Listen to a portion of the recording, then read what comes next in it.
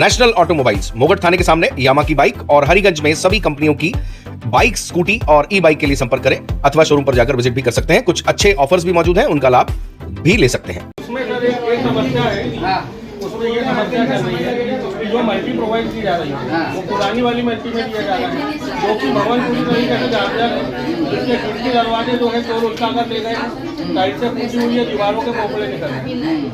अब ऐसे भवन में इनके पास तो 2500 रुपए नहीं है, अब 25-50 हज़ार रुपए उसको सुधारने में लगेंगे। सर हम जाने के लिए कह रहे तो बोलते तुम्हारे को यही जगह है, बोले देने की तो इसी लायक हो, बोले तुम यहीं रहोगे, बोले तो सर हम तो इनसे बात करने में बड़ी याद है और सब आगे बातें कर रहे हैं। कर्मचारी आते हैं और क्या है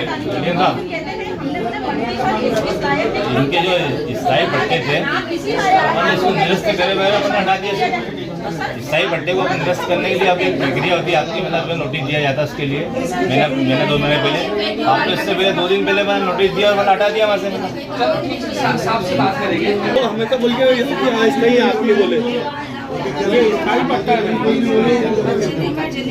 सर, ये हमने सर उसके बाद उन्होंने तोड़ दिया हमारे। सर अब हम कहाँ जाएं? सर ये भी देखो पारदर्शी देखो, अपने काम के अंदर पारदर्शी होना चाहिए। स्थायी बोल के साहब हमने रात को 6 बजे नोटिस दिया है और सुबह 8 बजे आके हमारे मकान तोड़ दिए और अभी हमारे पास रहने के लिए कोई व्यवस्था नहीं है और मल्टी ले जाके दिखा रहे हैं। सर बारिश के दिन आपसे बात करेंगे। जमीन बचती है उसके बाद वहाँ पर विस्थापित किया जाए। तो जमीन बहुत बड़ी है, वो उसका जमीन बहुत ज्यादा बड़ी है। जितना भी सौंदर्यीकरण चाहिए, हम भी चाहते हैं हमारे शहर का सौंदर्यीकरण होना चाहिए। जमीन के बदले जमीन ये लोगों को मिल जाए, जमीन के अलावा और इसमें अमीर गरीब ना देखा जाए, इसमें गरीबों को किया, अमीरों को छोड़ा गया।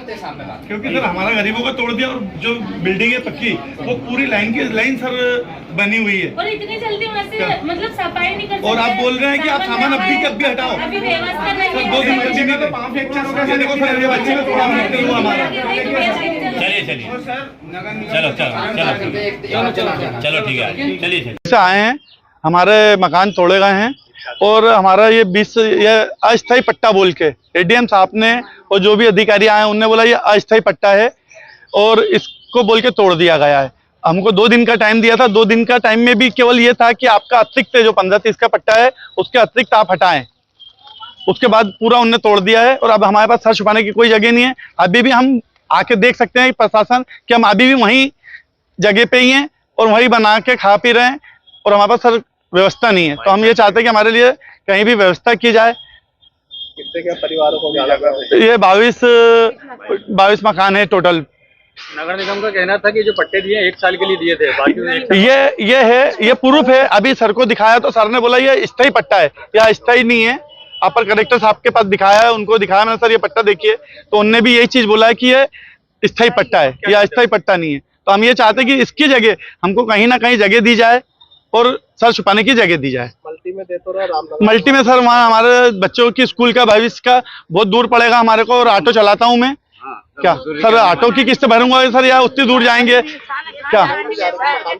और वहाँ अभी कोई व्यवस्था नहीं है। मल्टी में भी गए थे, मल्टी में वहाँ गए थे, कोई व्यवस्था नहीं है। गंदा इतना है कि आप जाके रह ही नहीं सकता कोई भी परिवार, यानी ये साफ सफाई कुछ भी नहीं है वहाँ। ना कांच है ना खिड़कियों के, सब पूरे टूटे हुए हैं। दरवाजे नहीं है कहीं मल्टियों के, बहुत गंदा है ना अभी वहाँ, जर्जर है वहाँ। आप रहने जैसा है ही नहीं फिलहाल अभी वहाँ मल्टियों में। करके देती तो चले जाओगे। वो 10 दिन का समय मांग रहे हैं, बोले कि 10 दिन 15 दिन। और वो 25। मेरा नाम नरेंद्र सिंह चौहान। दूध तलाई से आए सर। क्या समस्या लेके आए?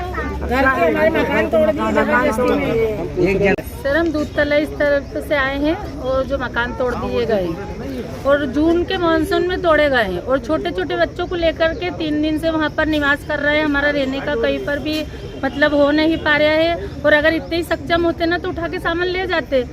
और इन्होंने पहले से अगर उनको सूचना करे जाती तो उनका व्यवस्था करते। रात शाम में 6 बजे दे रहे हैं आवेदन कि यहाँ से सुबह आएंगे और मतलब सुबह 6 बजे पूरी टीम आके खड़ी हो गई है ना, और सामान निकालने का मौका नहीं दिया गया। और वो बुढ़ी अम्मा इनके सर पे लग गई, एक बच्चे की पैर पे दीवार गिर गई है। मतलब जानवरों जैसे व्यवहार करे जा रहा था उनके साथ। और अभी तक के वहीं पर रह रहे हैं वो, उनके पास कोई व्यवस्था नहीं है। और मल्टी की जो बात बताई जा रही है, तो अगर इतने सक्षम होते तो 25,000 रुपये दे देते। और उनके 3 बच्चे 4 बच्चे, अगर उन्होंने वहाँ पर से ऑटो भी लगाएंगे अगर, तो बच्चे का कहाँ से दे पाएंगे? बच्चे का क्या भविष्य होएगा? मतलब एक जंगल में ले जाके पटक दिए जाएगा सिर्फ इन लोगों को। और जिद बांध रहे मल्टी की, और मल्टी की जिद बांध रहे। हमारे इन लोगों के आगे भी उनके बच्चे हैं, उनके बच्चों का भविष्य है।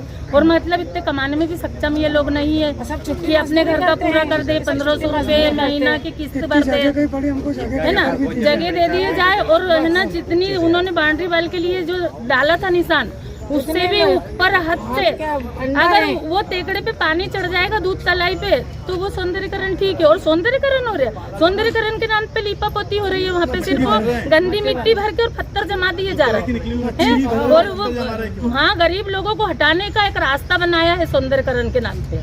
मच्छी पालन हो रहा है। और अवैध तरीके से पूरा एरिया अगर जाने जाएगा ना, तो एडीएम सर से हम गुजारिश करते हैं, कलेक्टर सर से भी गुजारिश करते हैं कि अगर जानकारी लो ना तो पहले बिल्डिंगों की लो।